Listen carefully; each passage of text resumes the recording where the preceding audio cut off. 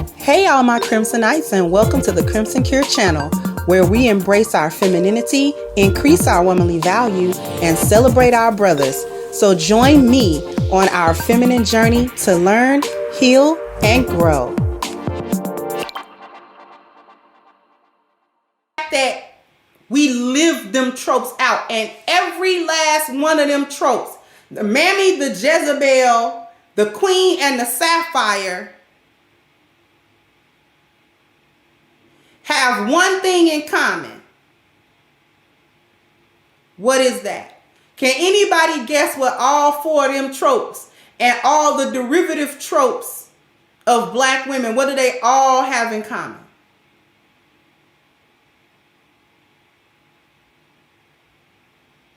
The misandry aimed towards black men.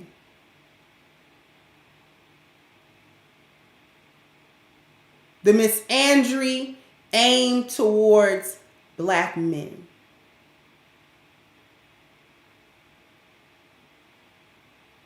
All of them hate black men.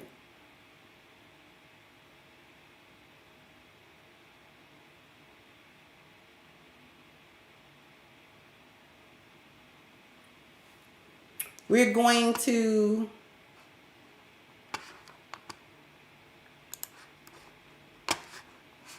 share screen again.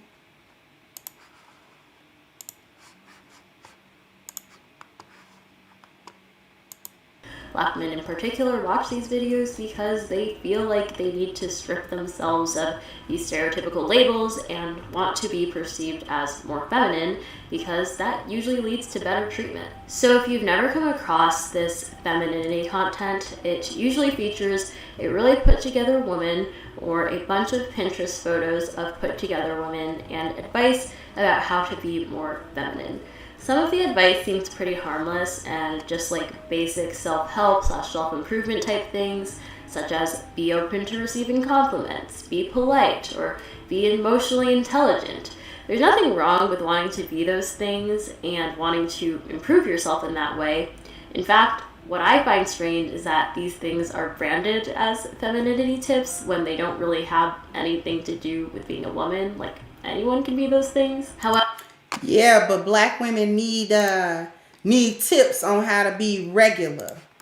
And nobody seems to think that's a problem.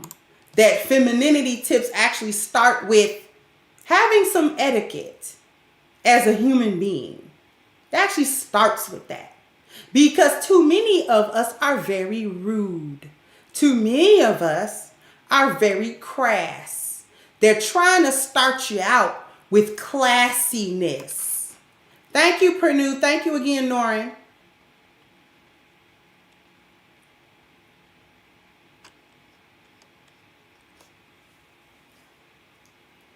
See, here's the thing. Before I get into that part, let me go back to the tropes real quick. White women have tropes too, but their tropes make them look good. The girl next door. The pure girl. The tomboy. The sweet, innocent tomboy that all she needs is the right attention from a man, and she's this beautiful swan that turns super feminine when a masculine boy or man comes around. Then you got the bad girl. She's a bad girl. But see, even when she's playing the bad girl, she's not really bad. She's a good girl pretending to be bad. Exactly. The all-American girl. She might sometimes even be, well, the emo one is new, but the introvert girl, the nerdy girl, you see what I'm saying? These are tropes for white women, but they're not bad. You actually, all of them, most of them are feminine. Most of them tropes still have femininity in them. I'll give you an example. Even the bad girl trope. How many of y'all in here watch Sons of Anarchy? I'm gonna give you the bad girl.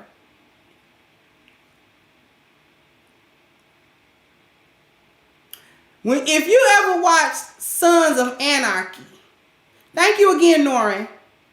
Gemma, horrible individual, by the way. Horrible individual. Okay? All the Sons of Anarchy are on Hulu. But anyway, aside from that, Gemma was a handful. But you know, and Gemma was a biker chick. Gemma's a biker chick. Gemma's the bad girl. Gemma's morals are highly questionable. Highly. She makes all kinds of decisions. Highly manipulative. You know what Gemma had? And you know what Gemma did? Aside from all her manipulations and the you know, where twos and why fours, she listened to the men. For more or less. The men could tell her something. Clay could tell her something. Even Jax, her son, could tell her something. Now, sometimes she go behind their back and do something else, but for the moment, they could tell her something. Nero, the man that she had got after Clay, could tell her something. Thank you, Cedric. Gemma caused 95% of the problems on that show. Do you understand me? I couldn't stand Gemma. But I'm using that to illustrate the trope of the bad girl.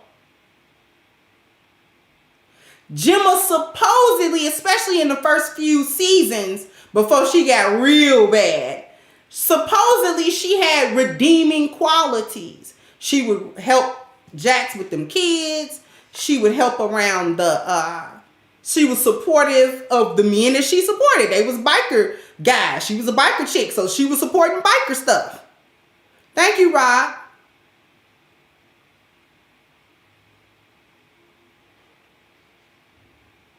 Their tropes are designed to be good. Anyway,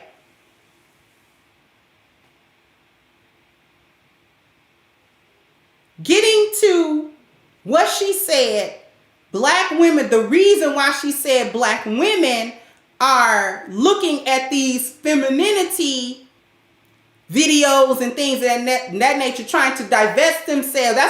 That's the real divestment. To divorce and divest yourself of the stereotype and of that bad appearance value that many of you have earned to get better treatment. Ta-da!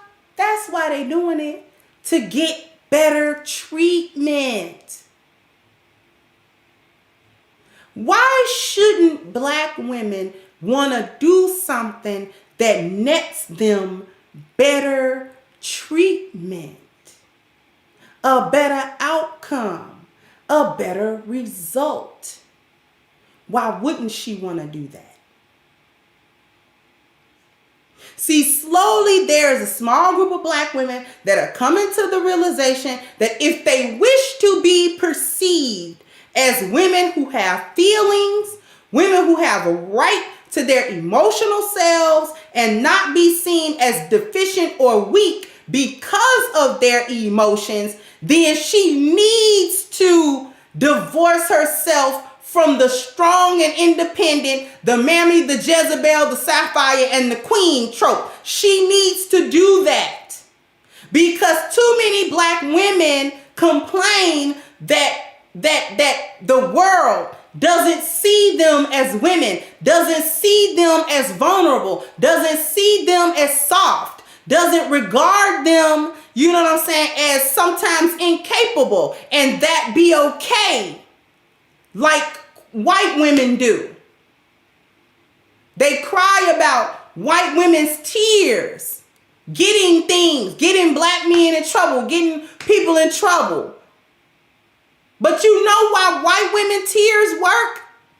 One reason why it work, aside from the fact that we're under the system we under, Do you understand why it works? Because she's seen as feminine. The world regards her as feminine, soft, weak, in need of help, prone to her emotional, it don't even call them outbursts, but just her emotional, her moment. Thank you, Philip, because she never presents to the world that I got it and I don't need y'all. She never does that. She don't do it. Thank you, Philip. Thank you once again, Norrin. She doesn't do it.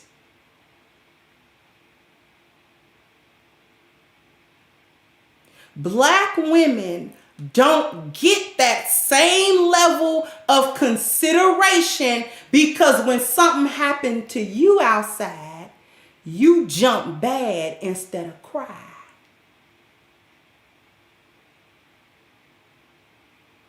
When somebody talk to you crazy outside, you talk back crazy instead of being a damsel in distress. I can't believe.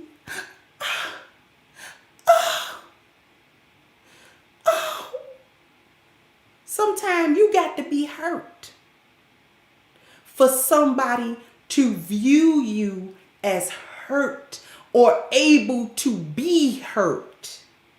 See, when you don't put your feelings to the forefront or value them, nobody else does either. If you tell the whole world, I got it, you ain't got to cry for me, and you ain't got to feel sorry for me, and you ain't got to feel nothing for me, and you ain't got to help me because I got it, because everything is on my shoulders, because I'm carrying everything, the world is going to say, okay, carry it then.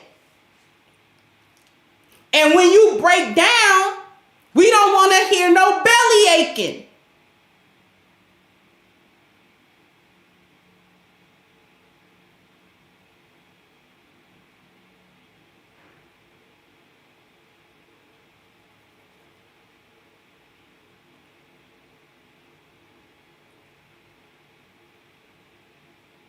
When you do have a moment, everybody looking at you like you crazy. Get your strong butt up then. Because every time we tried to turn around and cater to you and boo-boo kitty you because you was having a moment, you slapped the hand away and said you had it. Okay.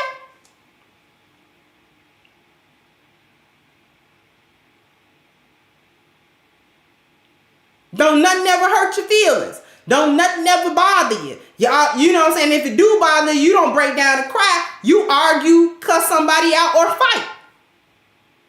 That is not a feminine response. That is a masculine response.